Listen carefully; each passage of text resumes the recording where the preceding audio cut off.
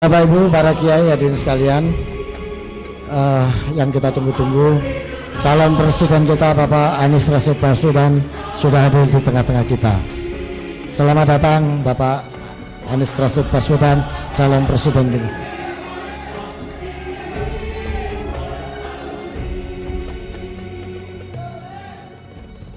Allahumma salli ala Sayyidina Muhammad wa ashghali zalimin bil zalimin wa akhrijna min bainihim salimin wa ala alihi wa sahbihi wa sallim. Allahumma salli ala Sayyidina Muhammad wa ashghil bi zalimin bil zalimin wa akhrijna min bainihim salimin wa ala alihi wa sahbihi wa sallim.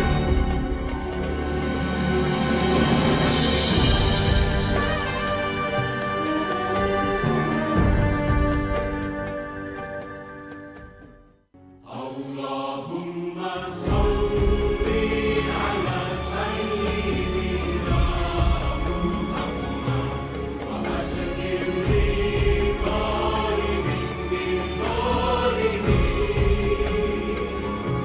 wa akhrijna min bainihim salimin wa ala alihi wa sahbihi wa sallim. Allahumma salli ala Sayyidina Muhammad wa ashghali zalimin bil zalimin wa akhrijna min bainihim salimin wa ala alihi wa sahbihi wa sallim.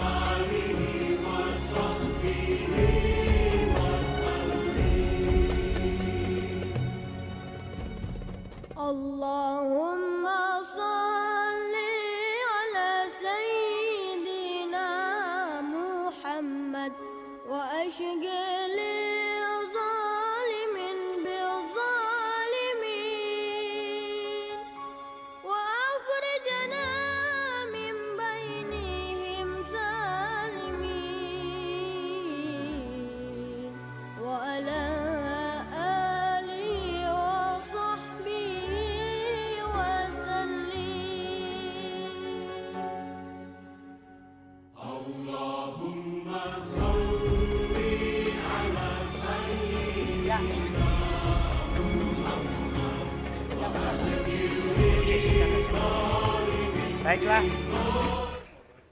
Pak Najib, saya mulai ya. Ya, terima kasih. Bismillahirrahmanirrahim. Assalamualaikum warahmatullahi wabarakatuh. Hadirin dan hadirat Mujadalah Kiai Kampung seluruh Indonesia. Alhamdulillah, kalau tadi siang kita kedatangan tamu Capres Prabowo Subianto yang meriah, tapi sekarang Pak Anies Rashid Baswedan datang dengan kehangatan dan keintiman yang luar biasa. Allahumma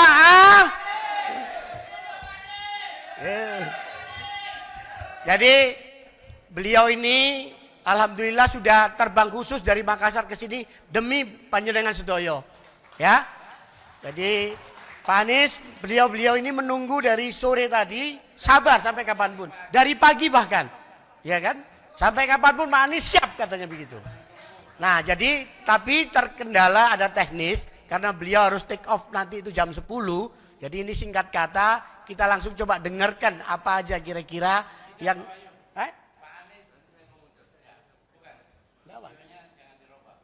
Oh, video ada. Ya, oke. Ya. Nggak, Pak Anies, nanti sebelum panjenengan kasih tausiah atau pengantar ular-ular dan seterusnya, ada video tentang Kiai Kampung yang pesannya penting ini, yang perlu disaksikan barang 3 menit paling lama, ya.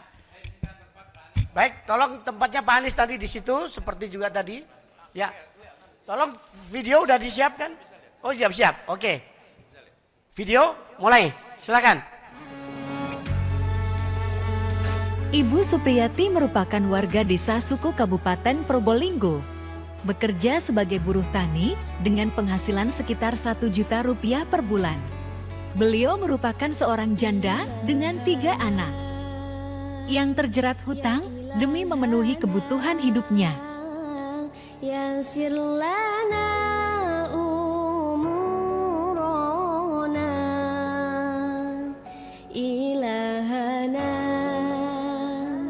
ya ilahana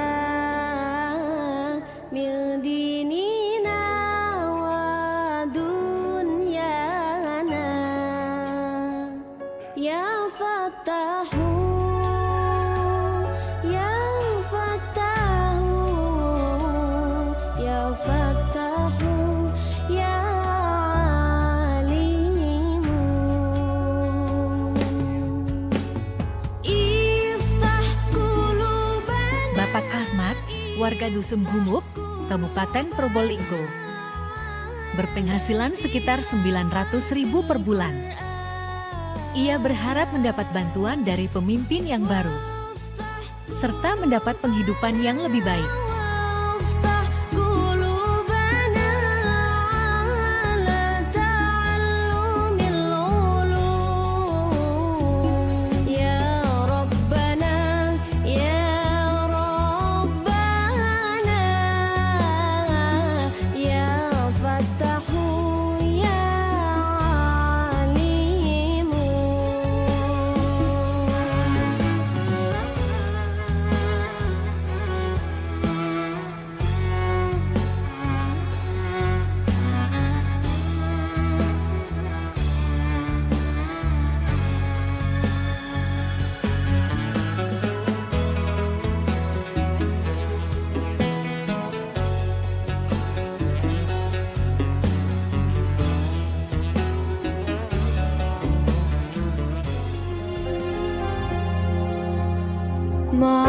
Kondisi dapur umum Pondok Pesantren Putri Muhammad Shodik yang terletak di Desa Brani, Kabupaten Probolinggo.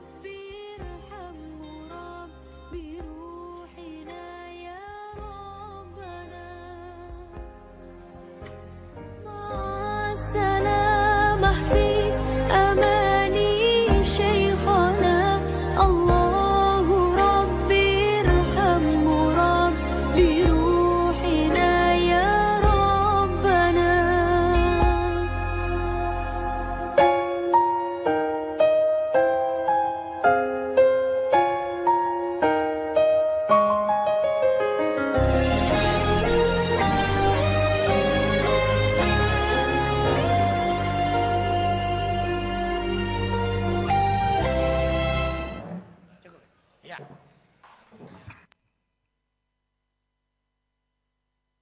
diambil oleh teman-teman Mujadalah langsung ke lapangan di Panis untuk sengaja ditampilkan di sini supaya menunjukkan itulah realitas di lapangan kita. Nah, baiklah hadirin hadirat, langsung saja kita berikan kesempatan pada tamu spesial kita pada malam hari ini, Bapak Anies Rashid Baswedan. Tepuk tangan.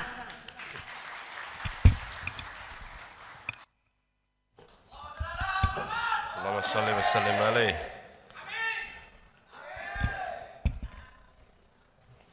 Assalamualaikum warahmatullahi wabarakatuh. Alhamdulillah wa syukurillah wa la hawla wa la quwata illa billah.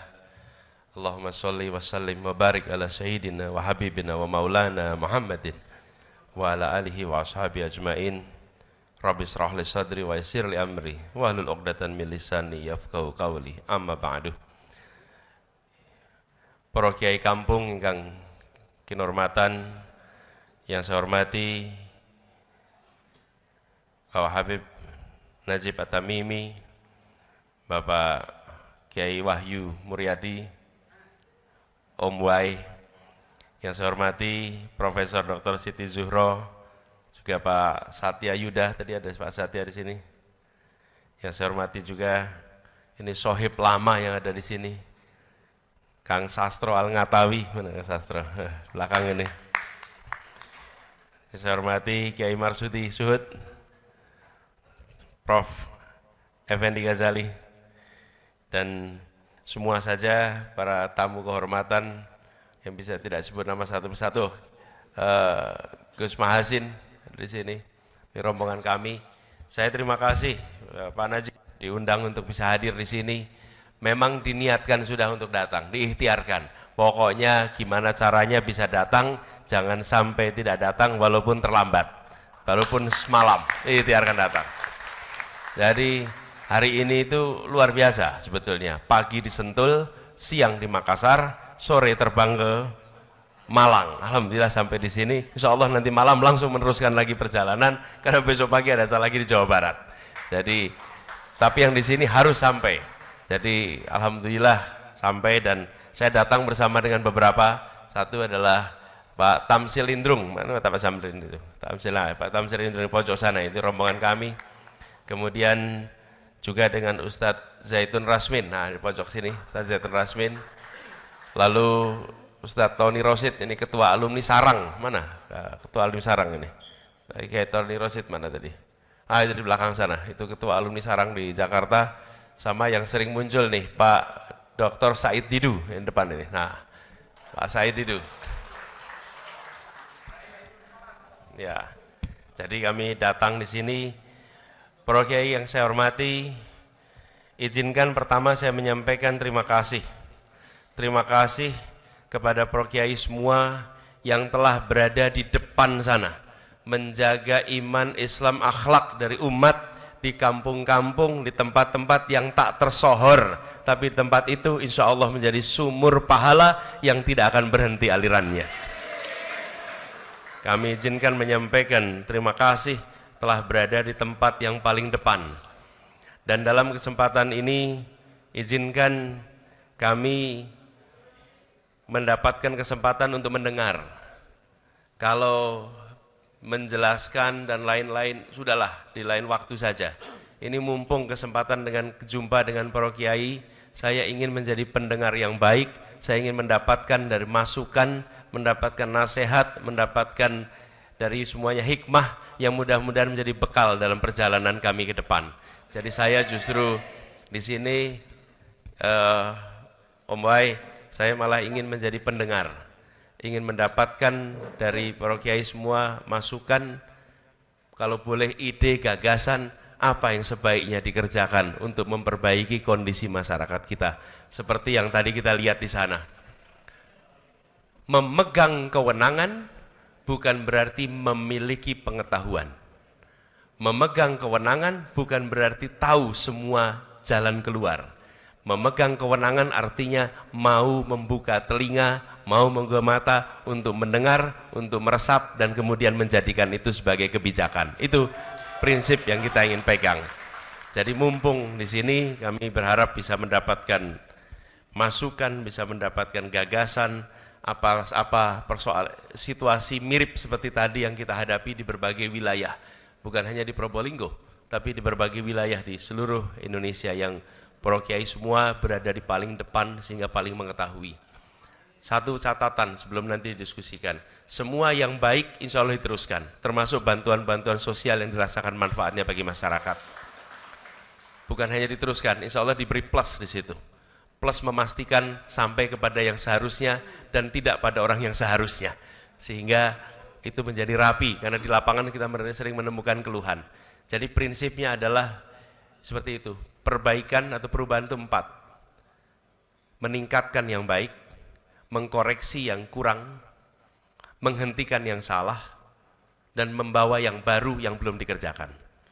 Jadi perubahan itu 4. Kadang-kadang kalau kita mendengar kata perubahan, seringkali hanya dianggap nomor 3 dan nomor 4. Menghentikan dan membawa yang baru. Bukan, perubahan itu meningkatkan yang sudah baik, mengkoreksi yang harusnya dikoreksi, yang tidak seharusnya dijalankan maka tidak diteruskan, dan hal yang belum ada itu dibawa. Itu 4 unsur perubahan yang kita ingin bawa. Nah, kami berharap bisa mendengar dari para kiai semua, ibu-ibu juga, para ustazah, yang bisa memberikan masukan. Demikian barangkali yang bisa saya sampaikan sebagai pembuka. InsyaAllah kita bisa berdialog lebih jauh. Terima kasih. Assalamualaikum warahmatullahi wabarakatuh. Salam. Terima kasih Pak Anies. Bapak Ibu sekalian, tolong dipersiapkan pertanyaannya. Tapi sebelum itu, saya akan berikan kesempatan kepada Pak Satya Yuda untuk membacakan, ada resolusi nih Pak Anies.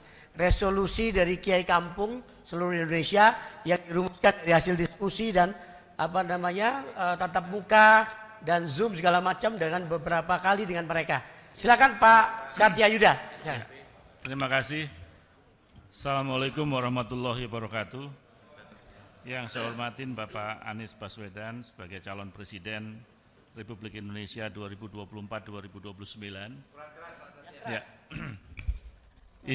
Izinkan saya untuk membacakan resolusi Kastil yang tadi disampaikan merupakan wujud daripada mujadalah para kiai kampung yang dilaksanakan beberapa waktu yang lalu, tatap muka, berdiskusi dengan masyarakat pada umumnya, dan kami menyimpulkan beberapa hal yang akan saya bacakan.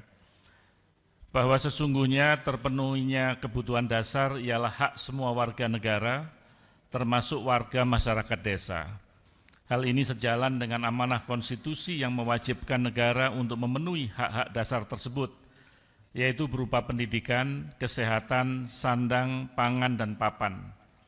Kewajiban ini juga sesuai dengan kaidah usul fiqh tasarruful imam alal rayah manutun bil maslahah, yang berarti kebijakan pemimpin terhadap rakyat harus didasarkan pada pertimbangan kemaslahatan.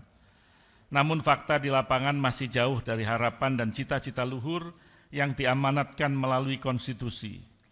Kemiskinan, ketimpangan sosial, dan keterbelakangan masih terjadi dalam kehidupan masyarakat, khususnya di pedesaan. Hal ini tidak sesuai dengan prinsip pembangunan yang partisipatoris, berkeadilan, dan berkelanjutan. Perencanaan pembangunan seringkali tidak mencerminkan kebutuhan masyarakat.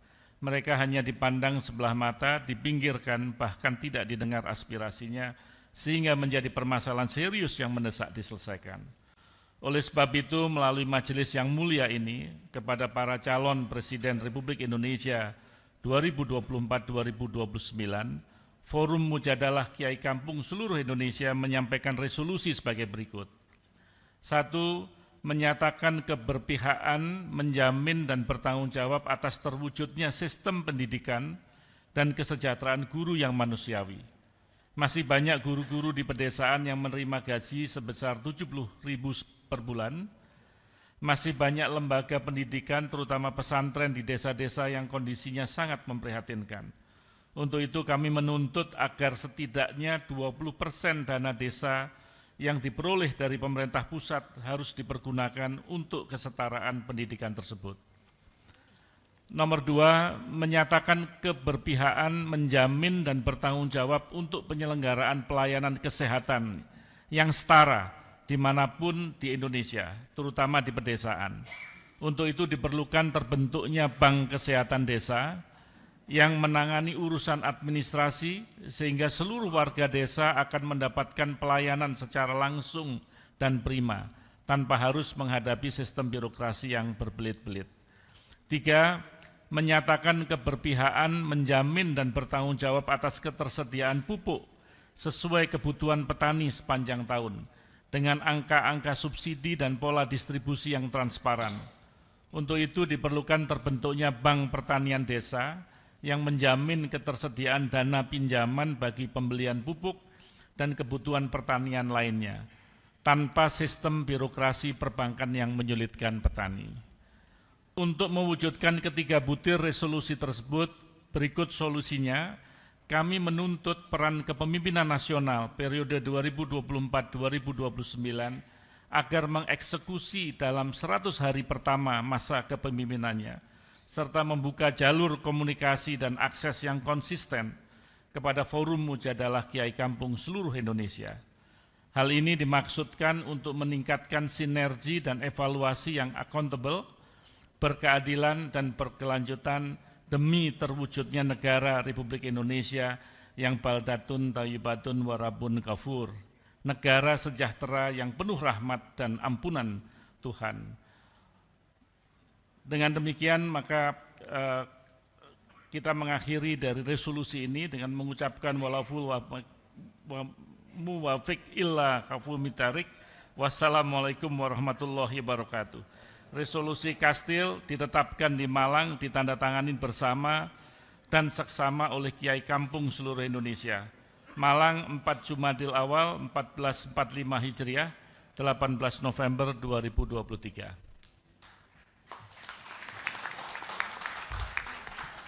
Kepada Pak Tiau Yuda setelah bacakan resolusi Mujadalah Kiai Kampung dari Kastil Malang ini, dan selanjutnya kita langsung pada tanya jawab. Saya serahkan forum ini untuk mengaturnya pada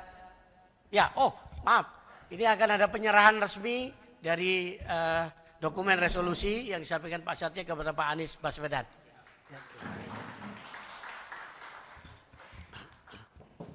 Ya. Terima kasih Pak Satya.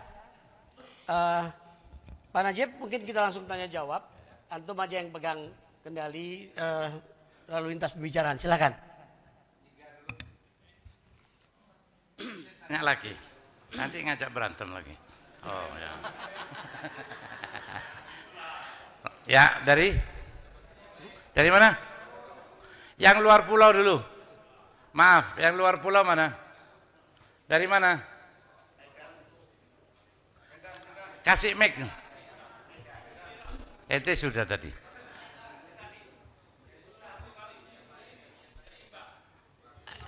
Kasih mic-nya yang luar pulau dulu. Itu tadi siang sudah. Jero, sana. Ganti, sama-sama capek dari jauh.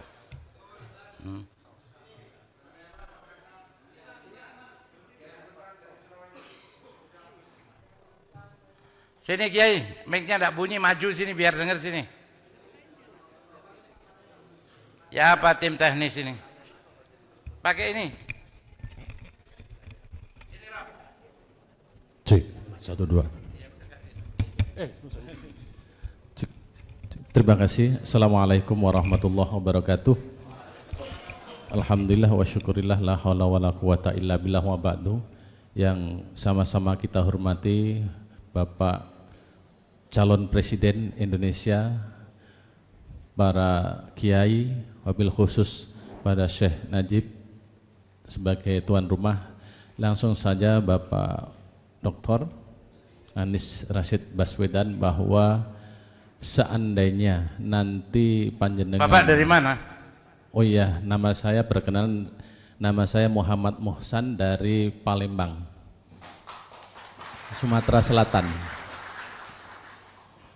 Jadi seandainya panjenengan nanti dipercayakan atau diamanahkan oleh masyarakat rakyat Indonesia menjadi presiden, jadi kami berharap karena kondisi dan situasi masyarakat khususnya di kampung yang notabene madrasah ini amat, khususnya sekolah-sekolah madrasah seolah-olah dianak anak buangkan, bukan anak tiri, tapi bahkan dianak tirikan.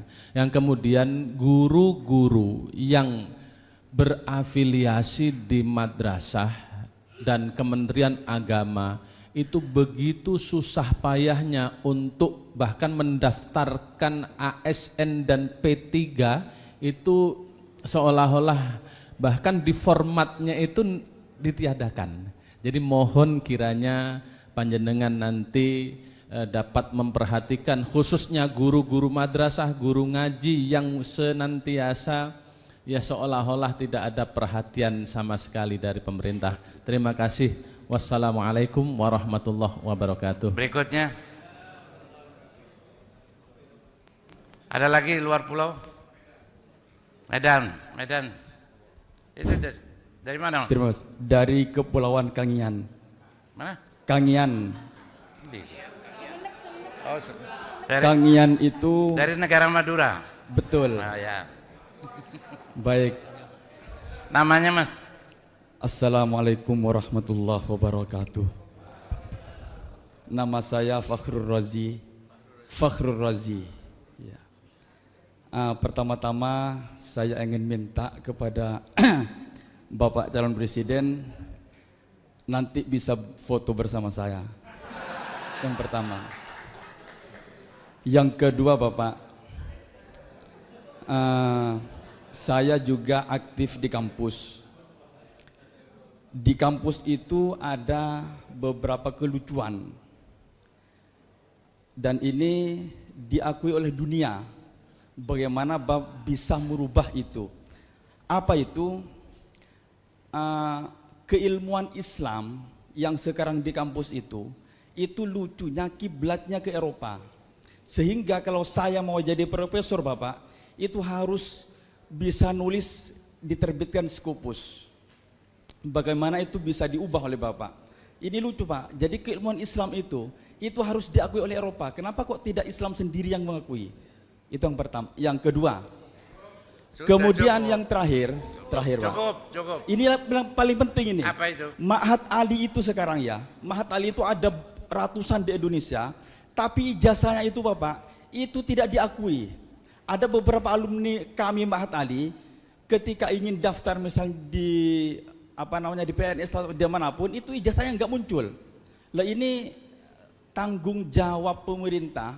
Kami berharap kepada Bapak dan kami doakan mudah-mudahan Bapak jadi amin.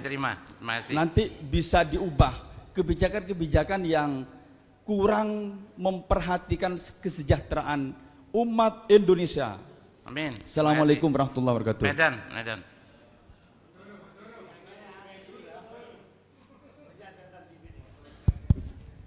Assalamualaikum warahmatullahi wabarakatuh.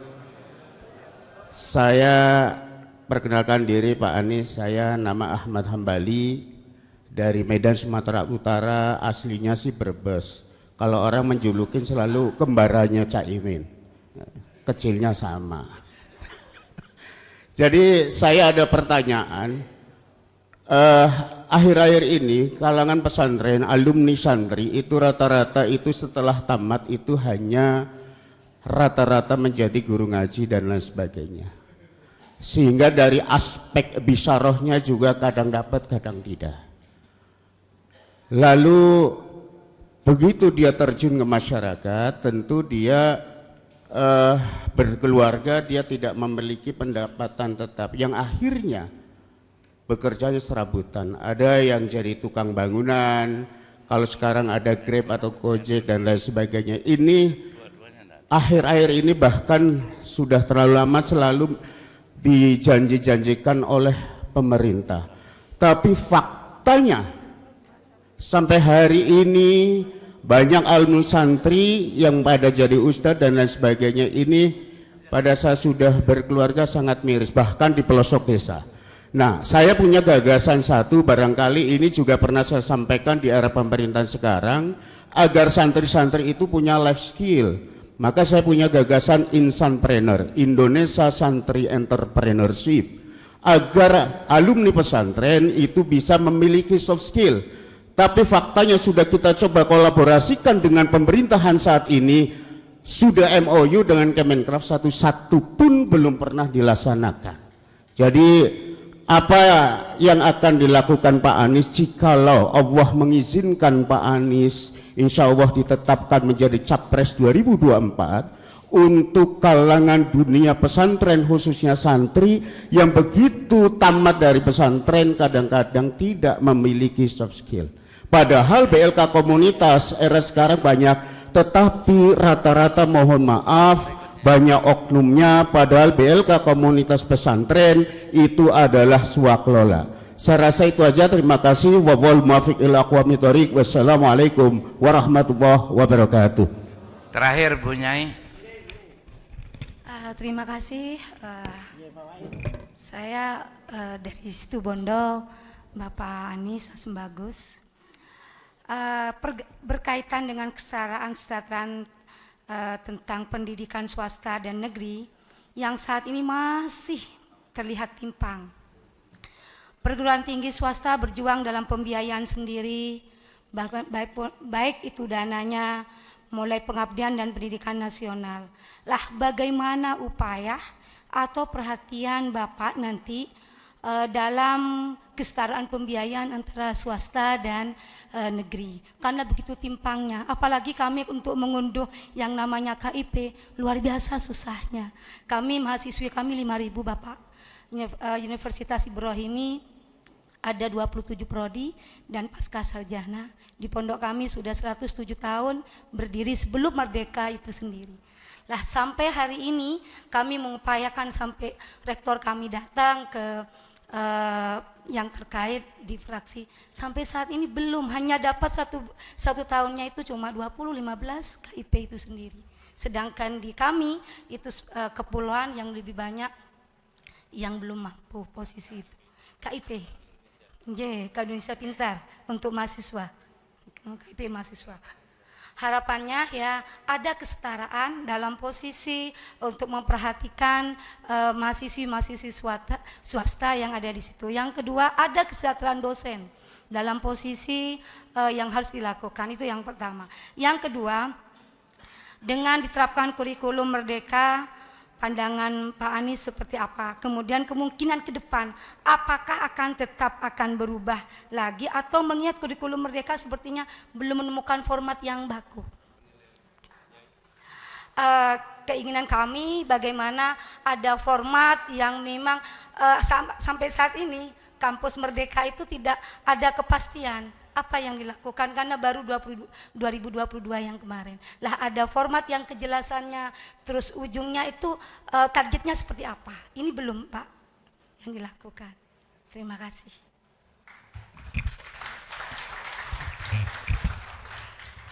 Terima kasih. Sebelum ke Pak Anies, kita menghadirkan Ibu Profesor Siti Zuro di sini. Dari berhari-hari kita diskusi tadi malam sampai jam 2. Untuk kesimpulan dari keinginan Kiai Kampung itu. Jangan panjang-panjang Bu, silakan.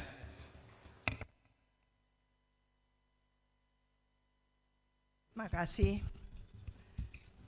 Pak Habib Najib.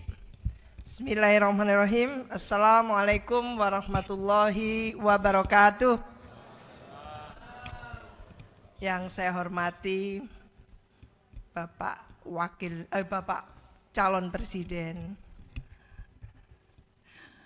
Dr. Anies Baswedan, calon profesor, insya Allah. Dan juga tentu Mas Wahyu sebagai ketua, Mas Satya, Mas Effendi Ghazali, dan Pak Kiai. Bapak Ibu sekalian, kita patut bertanya kepada Pak calon presiden dan Kiai dan Bu Nyai yang hadir, Mas Anies, kali ini adalah sosok-sosok dari Sabang sampai Merauke yang mengurus masyarakat di tingkat lokal, mengajarkan tadi itu baik di masjid, di musola, di langgar dan sebagainya. Tentu apa yang sudah disampaikan cukup menurut saya cukup sudah menjadi masukan dari calon presiden kita. Apa yang dilihat tadi, contoh Probolinggo bukan satu-satunya. Maka jelas sekali sebagai calon pemimpin 2024 sampai 2029 itu periode yang tidak mudah. Bahwa tantangan yang akan dihadapi oleh calon pemimpin dan pemimpin nantinya ini sungguh sangat berat. Khususnya dalam mengentaskan kemiskinan. Dalam konteks ini khususnya, wabil khusus adalah bagaimana masyarakat yang ada di daerah, khususnya di kampung. Oleh karena itu kita ingin ada komitmen konkret. Tidak sekedar solusi-resolusi yang disampaikan tadi, tapi kita ingin ada kontrak politik. Sebagai bukti ya, bahwa kesungguhan dari calon pemimpin kita untuk gitu ya, mewujudkan secara berkomitmen tinggi itu betul-betul dipegang teguh. Maka ini saatnya forum ini memintakan kontrak politik tadi itu tidak sekedar solusi. Mungkin calon presiden kita jauh lebih mahir soal solusi, tapi kontrak politik akan beda.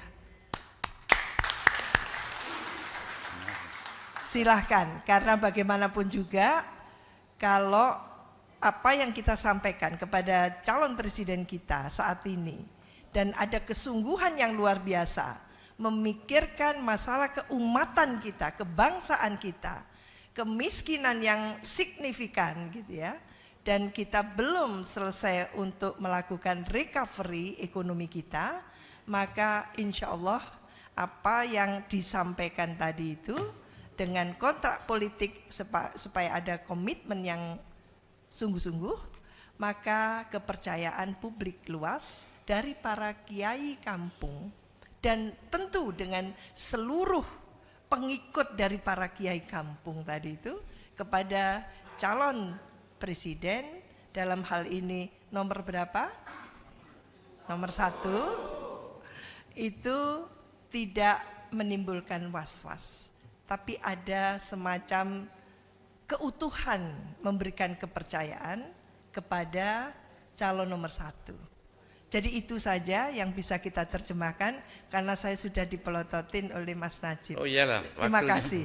Wassalamualaikum warahmatullahi wabarakatuh. Salam. Kami serahkan ke Bapak Presiden kita.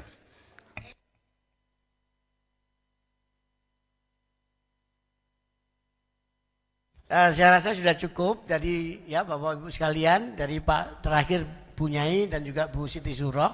Berikutnya mari kita dengarkan penjelasan dari Pak Presiden kita, Anies Rashid Baswedan. Saya tahu pengennya nggak mau calon Pak, maunya presiden. Betul. Siap. Amin aja dulu ya. Terima kasih tadi yang sudah disampaikan Pak Mohsan dari Palembang, kemudian Pak Fahru Rozi, kemudian Pak dari Medan nih Pak Ahmad Ngabali kalau tidak salah ya, Medan soal soft skill, Nyai Fawaid dan Prof Siti Zuhro. Jadi kata kunci yang menjadi pegangan di dalam penyusunan kebijakan adalah kata keadilan. Dibentuk dalam bentuk pertanyaan. Setiap kebijakan disusun harus menjawab pertanyaan, apakah kebijakan ini memenuhi harapan menghadirkan rasa keadilan? Kebijakan pendidikan, kebijakan kesehatan, kebijakan pembangunan jalan. Kata keadilan itu bukan hanya diucapkan pada saat upacara ketika Pancasila diungkapkan, keadilan sosial bagi seluruh rakyat Indonesia. Keadilan itu harus menjadi pegangan operasional penyusunan kebijakan. Dengan kita memfokuskan pada kata itu, konsep itu, maka susunan kebijakan harus menjawab pertanyaan sederhana itu. Kita selama ini tidak pernah menggunakan kata kunci. Ini ideologi soalnya. Ideologi. Susun kebijakan, susun aja. Mana yang kelihatannya paling efektif, mana yang kelihatannya paling efisien, mana yang kelihatannya paling bisa menuntaskan program. Pertanyaannya, akan memenuhi unsur keadilan atau tidak? Dan apa yang terjadi? Ketimpangan. Ketimpangan antara apa? Antar kota desa, ketimpangan antara Jawa luar Jawa, ketimpangan antar wilayah, dan ketimpangan antara sekolah negeri dan swasta, ketimpangan antara madrasah dan sekolah umum, ketimpangan, itu namanya ketimpangan. Ketimpangan terjadi kenapa? Karena kata keadilan tidak dijadikan pegangan dalam menyusun kebijakan. Begitu kata keadilan dalam menyusun kebijakan, maka pertanyaan sederhana, ditanyakan aja sama kementerian, ini kementerian nyusun kebijakan ini kira-kira adil tidak? Nah, kalau tidak adil, koreksi. Adil tidak? Dulu saya ketika bertugas di Jakarta menggunakan kata keadilan itu untuk semua dinas, itu dinas Bina Marga bingung pertama kali. Bina Marga tuh bangun jalan, Pak Gubernur. Di mana unsur keadilan yang harus kita kerjakan? Wong bangun jalan kok. Pertamanan, taman. Terus kata pertamanan harus bisa menghadirkan keadilan. Lu bikin taman itu ngurusinnya milih tanaman, milih pohon, kok bicara keadilan? Tidak. Begitu kata keadilan dimasukkan, yang ngurusi taman itu saya beri pertanyaan, di mana lokasi taman di Jakarta? Apakah taman lokasinya merata di seluruh kota? Begitu dilihat, iya ya, kebanyakan taman itu di kalangan kelas menengah ke atas kampungnya. Di kampung-kampung yang padat kumuh tidak ada taman. Bangun taman yang merata di seluruh Jakarta. Akhirnya sekarang 900 meter dari manapun Anda berdiri, Anda akan menemukan taman untuk warga di Jakarta. Nih, kata keadilan tuh. Lalu tamannya diubah. Taman yang semula tempat menonton menjadi tempat bermain. Lu bayangkan, sudah kampung padat tidak punya tempat bermain, anak-anak pergi ke taman, tamannya konsepnya kalau bahasa Inggris ada dua, namanya garden atau park. Kalau garden itu untuk ditonton, kalau park itu untuk bermain. Lah semua taman kita di Jakarta itu termasuk Monas itu dianggap sebagai garden. Artinya apa? Hanya untuk ditonton. Cirinya apa? Ada tulisan di situ, dilarang menginjak rumput. Nah itu, lah rumput kok buat ditonton? Rumput itu untuk bermain. Bagaimana anak kampung yang tidak punya halaman bisa bermain kalau rumput-rumput itu tidak boleh diinjak? Di mana rasa keadilan kita? Loh, kalau rumahnya kastil seperti tempatnya Syekh Najib ya enggak apa-apa anaknya di sini. Enggak perlu dibuatkan taman di luar, di rumahnya udah besar kok. Tapi di kampung-kampung pertanyaan, siapa yang bisa menikmati? Bapak Ibu sekalian, yang mengurusi taman akhirnya memikirkan bagaimana taman dirasakan seluruh kelas masyarakat. Begitu kata keadilan dimasukkan. Taman yang selama ini nggak pernah ngurus keadilan menjadi memikirkan soal keadilan. Jalan juga sama. Jalan itu Bina Marga apa urusannya sama keadilan, Pak? Gitu. Loh, jalan itu untuk siapa? Ya jalan untuk warga. Pertanyaan, warga itu kalau transportasi pakai apa? Semuanya bilang pakai motor. Tidak. Nomor satu alat transportasi namanya kaki, Bapak Ibu. Kaki itu alat transportasi semua orang. Pertanyaannya, di kota-kota dibangun jalan tidak untuk kaki? Tidak, semuanya dibangun jalannya untuk apa? Untuk motor, untuk roda, tidak untuk kaki. Karena itu di Jakarta dibangun trotoar di mana-mana karena supaya orang bisa berjalan kaki keliling Jakarta. Lihat itu sekarang. Jadi kaki dikasih jalan, sepeda dikasih jalan, motor dikasih jalan, mobil dikasih jalan, sehingga ruang terbuka itu berkeadilan. Ini contoh. Nah nanti pendidikan sama. Pendidikan di Jakarta itu SMA elit. Itu dikuasai oleh siapa? Isinya anak-anak kelas menengah ke atas semua. 90% dari SMA elit di Jakarta, 90% lebih orang tuanya berpendidikan S1, S2, S3. Yang 10% itu orang tuanya pendidikannya SD, SMP, SMA. Kurang dari 10%. Kami ubah sistem pemasukannya. Dengan diubah apa yang terjadi sekarang? Dibagi 3 kelompok. Sepertiga orang tuanya adalah pendidikan SD, SMP. Sepertiga SMA, sepertiga pendidikan tinggi. Dan apa yang terjadi? Masuk di sekolah itu ketemu dengan anak tukang bakso, ketemu dengan anak yang bekerja, orang tuanya pedagang rambutan, yang lainnya pekerja kelas kelas menengah ke atas. Sekolah-sekolah elit sekarang diisi oleh anak dari mana-mana. Yang begini nih Bapak Ibu sekalian, nanti baru dirasakan manfaatnya 20 tahun ke depan. Ketika anak pedagang-pedagang yang tidak pernah bisa masuk sekolah elit, suatu saat mereka mendapatkan posisi karena mereka punya SMA yang baik. Pegangannya apa? Kata keadilan. Jadi menjawab ini semua, kata keadilan. Jadi ketika tadi ditunjukkan misalnya tentang kesetaraan penerima KIP, apa susahnya sih memberi KIP untuk setiap anak yang membutuhkan, tidak dibedakan nanti swasta dan negeri, karena semuanya adalah anak Indonesia yang membutuhkan bantuan. Sesederhana itu. Madrasah dianaktirikan, tidak diperlakukan sama dengan sekolah umum. Nah ini prinsip sederhana soal keadilan. Bagaimana ada di perbedaan perlakuan. Insya Allah ke depan saya bisa sampaikan, mungkin kami tidak bisa menyelesaikan seluruh masalah yang ada di Republik ini, tapi kami pastikan perubahan akan dimulai untuk menghadirkan keadilan di tempat itu. Yang pasti perubahan akan dilakukan. Perubahan dilakukan. Lalu sama Pak Farul Rozi tadi, apa persyaratan-persyaratan. Kalau bidangnya budaya, empu-empu itu kalau ditanya dicocokkan dengan ukuran-ukuran akademik tidak bisa. Oh karyanya itu ada yang patung, karyanya ada yang lukis, karyanya ada yang musik, kemudian itu disamakan dengan karya-karya akademik yang lain. Ini banyak masalah di sini nih, Pak Farul Rozi. Ada banyak masalah di sini. Ini harus dikoreksi. Kalau tidak, orang berprestasi tidak mendapatkan apresiasi yang sepadan. Ini yang harus diubah. Sama sekarang Mahat tadi. Mahat ini ijazahnya tidak diakui. Sederhana sekali kok. Prinsip tadi, keadilan. Lalu soft skill. Nah terkait dengan soft skill ini, kami melihat penting untuk bukan saja nanti pondok itu bekerja sama dengan mungkin seperti SMK, tapi yang tidak kalah penting bekerja sama dengan industri. Karena SMK kita itu alat-alat yang dimiliki sebagian sudah kadaluarsa juga. Oke. Coba datang ke SMK itu, alat-alat yang dipakai sebagian alat-alat yang sudah usianya lama. Sementara teknologi mengalami perubahan yang sangat cepat. Karena itu paling efisien untuk itu adalah bermitra dengan perusahaan. Perusahaan akan mendapatkan orang-orang yang bekerja, dan di sisi lain anak-anak kita akan mendapatkan pengalaman soft skill yang akan bermanfaat ke depan. Dibuat kemitraan.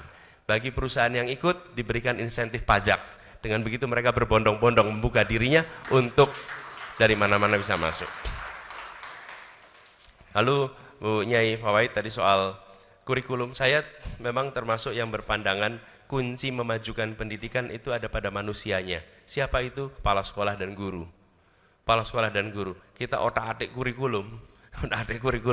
Kalau kepala sekolah dan gurunya tidak mengalami kesempatan upgrading, nggak ada gunanya. Itu seperti nembak gini. Nembak meleset, diganti terus pistolnya. Okay? Tapi yang nembaknya nggak pernah dilatih untuk nembak lebih baik, Bapak Ibu. Okay? Lalu meleset terus. Kenapa? Wah ini kurikulumnya, ini yang diganti itu alat nembaknya.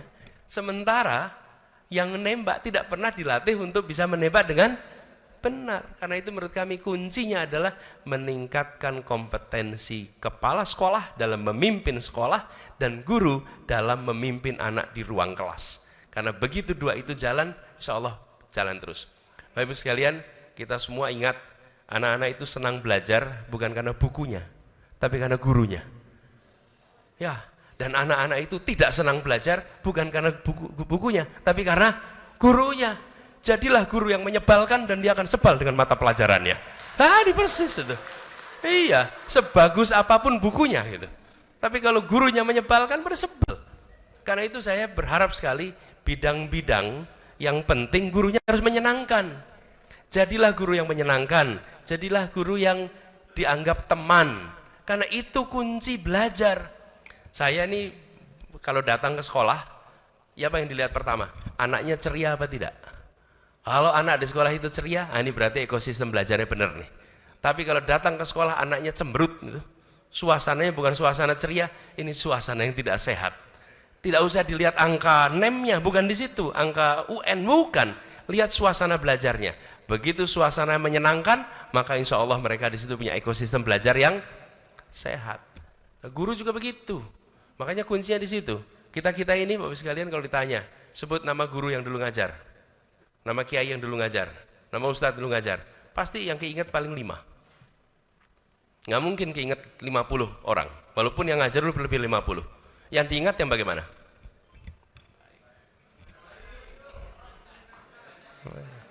Dua aja, yang menyenangkan atau menyebalkan, nggak lebih dari itu. Nggak lebih dari itu. Betul tidak? Nah, jadi pertanyaannya, ini bapak-bapak kalau jadi guru, termasuk yang diingat tidak sama muridnya nih. Jadi menurut kami, reformasi di pendidikan itu sebenarnya jangan otak-atik di kurikulum, tapi konsentrasi pada kualitas kepala sekolah. Dan ada studinya, begitu kualitas kepemimpinan kepala sekolah itu meningkat, faktor yang lain dianggap konstan, maka kualitas sekolahnya naik sampai 12% kinerjanya. Begitu kualitas kepala sekolahnya, kepemimpinannya baik. Itu langsung meningkatkan. Dan ini artinya kepala sekolah itu kunci. Sama, mimpin pondok, yang penting siapa? Kepemimpinan kiainya. Betul tidak? Mimpin perusahaan, yang menentukan apa? Kepemimpinan direkturnya. Kata kunci ada di situ. Mengatakan ya. Kemudian Pak Prof. Siti Zuhro, setuju Prof? Apalagi akhir-akhir ini banyak janji yang dulu diungkapkan kemudian tidak terlaksana, dan itu merepotkan kita yang hari ini sedang dalam proses politik. Oke? Merepotkan kita. Kontrak itu penting, tapi kontrak itu dua pihak. Dua pihak. Yang dipilih bertanggung jawab untuk melaksanakan, yang mau memilih bertanggung jawab untuk memilih. Iya, kontrak memang satu arah. Enak betul kontraknya satu arah. Kontrak itu dua arah, betul tidak? Iya. Bila panjenengan milih, saya ngerjakan ini. Bila panjenengan tidak milih, lah kenapa saya kontrak? Betul tidak? Lah iya, itu namanya kontrak. Betul. Jadi kalau kita kontrak, yuk siap-siap kontrak. Jenengan tanggung jawab di wilayah panjenengan masing-masing, oke? Kan ada TPS-nya tuh, cek nanti TPS-nya, jalan apa tidak? Gitu kira-kira. Jadi ketika kita bicara ini, apa yang harus dikerjakan? Yang harus dikerjakan adalah komitmen politik dilaksanakan. Kami di Jakarta punya 23 janji, dan 23 janji itu kami laksanakan. Kenapa kami menyebutnya janji bukan program? Kenapa? Karena janji adalah hutang. Karena janji adalah hutang. Karena itu kami menyebut ketika maju di Jakarta, Pilgub, ini adalah janji politik 23. Diterjemahkan lebih 150 program, diterbahkan lebih dari 1000 kegiatan, dan itu kemudian dilaksanakan di Jakarta. Semua janji-janji itu. Bahkan ada yang punya kontrak politik yang kemudian tidak diteruskan di Jakarta, bagian kami yang meneruskannya Prof. Zuhro, karena yang bersangkutan tidak lagi di Jakarta. Jadi insya Allah siap, kalau memang diperlukan kita duduk bersama, apa yang menjadi item-item yang perlu dikerjakan, nanti kita berkontrak, Bapak-bapak, Pro Kiai semua, apa yang harus dikerjakan, saya juga siap untuk apa yang harus saya kerjakan. Begitu ya, terima kasih. Siap nih teknik kontrak. Lah iya, kontrak kan dua pihak gitu ya. Betul. Mbak Menawi begitu ya jawabannya. Matur nuwun semuanya, kelihatannya waktunya sudah agak ngepres. Saya para kiai kampung yang saya hormati, terima kasih atas kesempatan silaturahmi. Titip salam untuk warga, keluarga. Insyaallah pertemuan yang singkat ini membawa keberkahan bagi kita semua. Dan Allahumma sholli wa sallim alaihi. Dan kemudian insya Allah kita tetapkan ini bukan perjumpaan terakhir. Insya Allah kita jumpa di waktu yang akan datang. Terima kasih. Assalamualaikum warahmatullahi wabarakatuh. Salam. Ya. Terima kasih banyak Pak Anies Rashid Baswedan. Setelah memberikan suatu pernyataan komitmen yang luar biasa, saya rasa saya tidak perlu menyimpulkan, kita harus kasih aplaus untuk beliau yang luar biasa. Jadi karena beliau harus meninggalkan tempat ini karena ada acara, nanti kita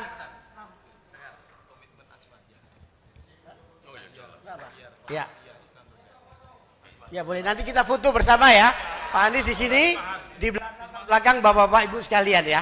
Terima kasih. Saya rasa saya harus mengakhiri. Terima kasih. Wallahul muwaffiq ila aqwamit thoriq. Assalamualaikum warahmatullahi wabarakatuh. Oh iya, perlu doa. Sorry, mohon maaf. Oh iya, enggak doa boleh ya. Ya, silakan siapa yang sudah siap untuk berdoa? Kiai, tafadhal. Dari Engkong, tafadhal. Ismu? Jikso. Ayo, Kiai. Kiai Fadil ya? Betul, Kiai Fadil. Ya, silakan. Ya. Ayo. Bismillahirrahmanirrahim. Alhamdulillahirabbil alamin. Sallallahu alaihi sayyidina Muhammadin wa ala alihi wa sahbihi ajmain. Alhamdulillahirabbil alamin. Allahumma ja'al jam'ana hadza jam'an marhuma tafraqana min ba'dihi tafraqan ma'suma wa la taj'al fina wa la minna wa la ma'ana syaqiyan wa la mahruma ya rabba bil mustafa balligh maqasidana waghfir lana ma madha ya wasi'al karami rabbana atina fid dunya hasanah fil akhirati hasanah wa qina adzabannar sallallahu ala sayyidina Muhammadin wa ala alihi wa sahbihi wasallam walhamdulillahi rabbil alamin. Al-Fatihah. Terima kasih. Selanjutnya ini Pak Anies akan memberikan bingkisan untuk para kiai ya. Pak Anies. Ada makan bakso dia. Ya. Bang Pak Anies. Belum siapin. Ya, oke. Ini apaan? Bakso. Enggak, ini loh. Ada yang mau ngasih. Dari Kiai Kampung. Dari Kiai Kampung memberikan tanda mata kepada Pak Anies Baswedan. Silakan. Wakilnya. Kasih hati-hati. Ya. Ke depan. Mari Bu Nyai.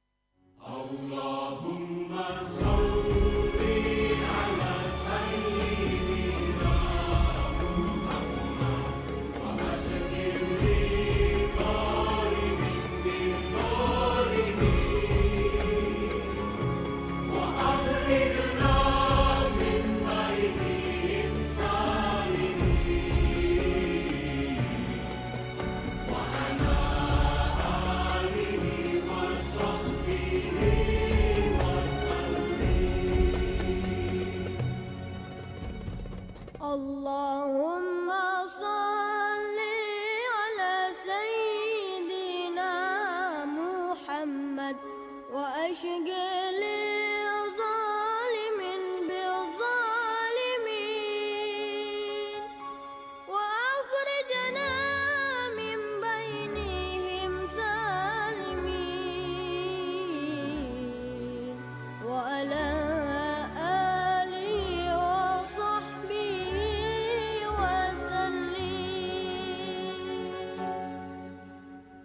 Allahumma salli ala sayyidina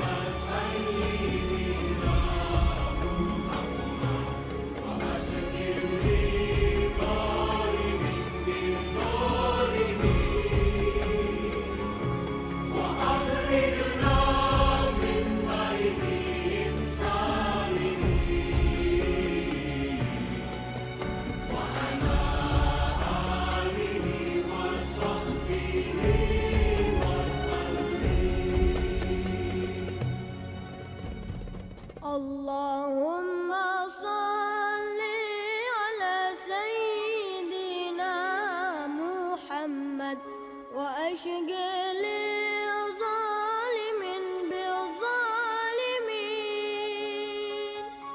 wa akhrijna min bainihim salimin wa ala alihi wa sahbihi wa sallim. Allahumma salli ala sayyidina Muhammad wa ashghil zalimin bil zalimin wa akhrijna min bainihim salimin wa ala alihi wa sahbihi wa sallim.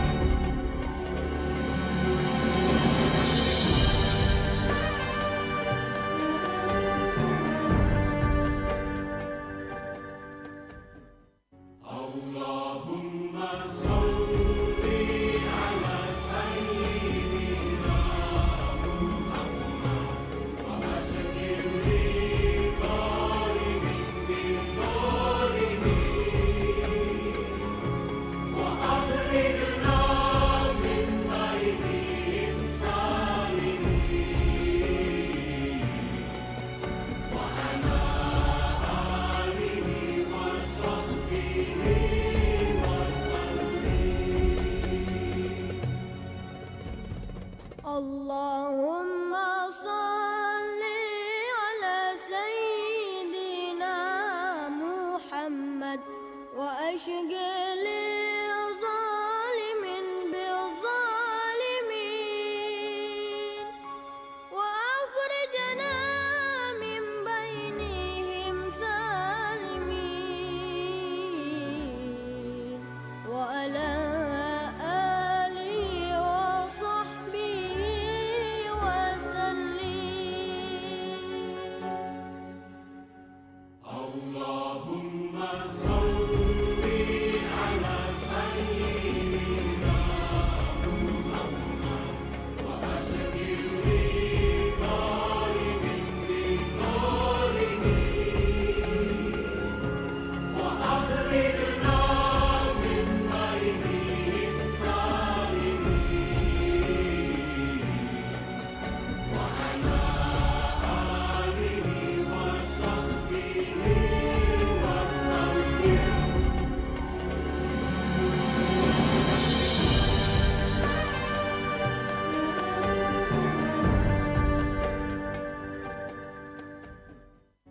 Allahumma salli ala sayyidina Muhammad wa ashghil zalimin bil zalimin wa akhrijna min bainihim salimin wa ala alihi wa sahbihi wa sallim. Allahumma salli ala sayyidina Muhammad wa ashghil zalimin bil zalimin wa akhrijna min bainihim salimin wa ala alihi wa sahbihi wa sallim. Allahumma salli